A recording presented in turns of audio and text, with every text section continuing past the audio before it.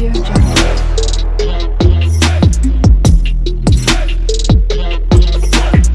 Audio Jungle.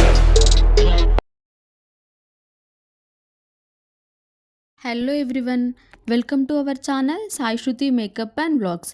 వినాయకుడి కథలో వినాయకుడికి ఏనుగు తల ఎలా వచ్చింది అన్నది మనందరికీ తెలిసిన విషయమే.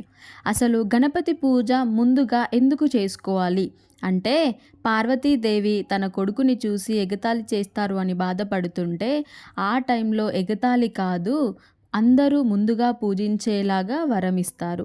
అందుకనే మనం ఏది స్టార్ట్ చేయాలి అన్నా కూడా ముందుగా గణపతి పూజ చేసే మొదలు పెడతాము. సో ఈ కథ ఇక్కడి వరకు ఓకే. కానీ వినాయక చవితిని మనము 9 రోజులు ఎందుకు సెలబ్రేట్ చేసుకోవాలి, 9 రోజులు మనం ఎందుకు పూజించాలి అన్నది నాకు తెలిసిన ఒక కథ అయితే నేను చెప్తాను. మరి గణపతికి ఎంతో ఇష్టమైన ఉండ్రాళ్ళ పాయసం చేసుకుంటూ అయితే ఈ కథని మనము విందాము. అన్నిటికంటే అతిపెద్ద కావ్యం ఏంటి అంటే మహాభారతం అని మనందరికీ తెలిసిన విషయమే. అది రాసింది వేదవ్యాసుడు. అసలు ఏంటి వినాయక చవితికి మహాభారతంకి సంబంధం ఏంటి అంటే, ఇప్పుడు ఇప్పుడు టాపిక్లోకి వెళ్ళిపోదాం ఇంకా.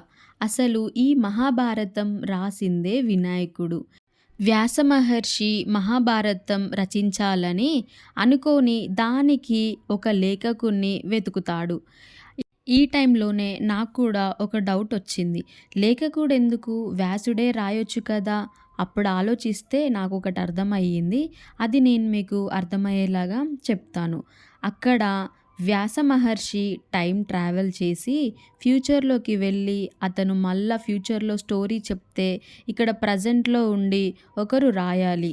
ఇన్ కేస్ వ్యాస మహర్షియే ఫ్యూచర్లోకి వెళ్ళి ఆ స్టోరీ అంతా గుర్తుపెట్టుకొని మళ్ళా పాస్ట్లోకి వచ్చి ప్రజెంట్ రాయాలి అంటే మర్చిపోయే ఛాన్సెస్ ఉంటుంది అని చెప్పి మహాభారతం రాయడానికి ఆ స్కిల్స్ ఉన్న లేఖకుడిని వెతకడానికి వెళ్తాడు.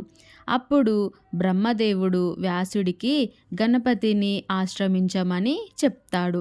వ్యాసుడు గణపతిని అడగగా గణపతి ఒక కండిషన్ పెడతాడు.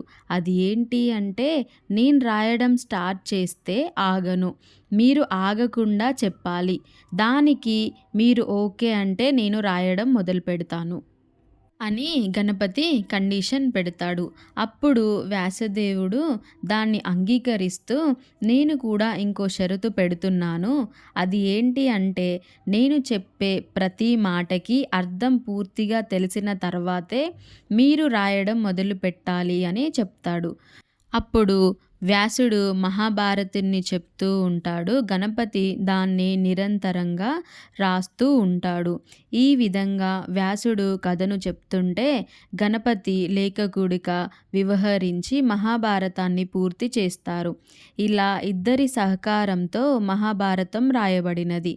కొన్ని నమ్మకాల ప్రకారం దీనిని 10 రోజుల పాటు రాశారు అని చెప్తారు.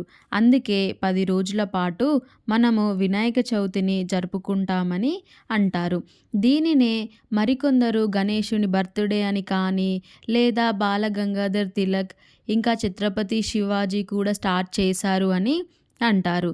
సో అది కూడా నిజమే కావచ్చు. కానీ చాలా కథలు ఉన్నాయి ఇలాగా. అందులో ఇది ఒక్క అందమైన కథ అండ్ నా నమ్మకం అండ్ విశ్వాసం మాత్రమే. నిజమైన చరిత్ర అని పక్కా చెప్పలేను కానీ ఈ కథ ద్వారా గణపతి మహిమ, గణం ఎంతో గొప్పది అని తెలుస్తూ ఉంటుంది. మరి ఇలా మహాభారతం రాసింది అని ఎక్కడైనా రాసి ఉందా అని అంటే, ఈ మహాభారతం రాసింది వినాయకుడే అని ఆది పర్వంలో ఉంది. ఆది పర్వం అంటే మహాభారతంలోని మొదటి భాగం. సో నాకు తెలిసిన కథనైతే నేను మీకు చెప్పాను. ఇలా చాలా కథలు ఉన్నాయని అంటారు. కానీ ఇందులో నాకు తెలిసిన ఒక కథను మాత్రం నేను మీతో షేర్ చేసుకున్నాను.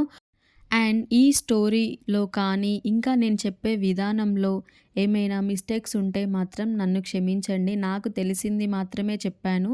సో ఎవరు కూడా తప్పు పట్టుకోకండి. అండ్ ఇక్కడ గణేశుడికి ఎంతో ఇష్టమైన ఉండ్రాళ్ళ పాయసం అయితే రెడీ అయిపోయింది. సో మీకు ఈ వీడియో నచ్చినట్లయితే ఒక లైక్ చేసి సబ్స్క్రైబ్ చేసుకోండి. Thank you for watching.